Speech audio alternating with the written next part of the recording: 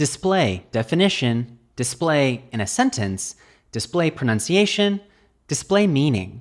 Welcome to another research paper word. American pronunciation of display. Display. Display.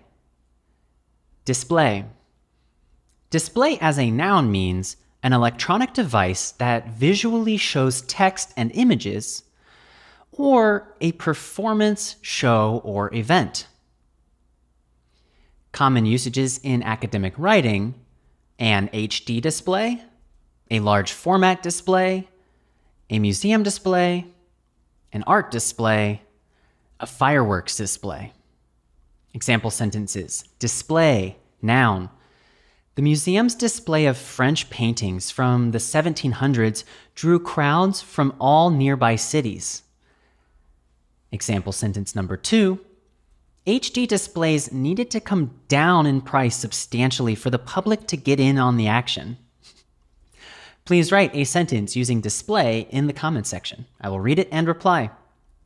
Now you know display's pronunciation, display's meaning, and how to use display in a sentence. I will see you in the next research paper word video.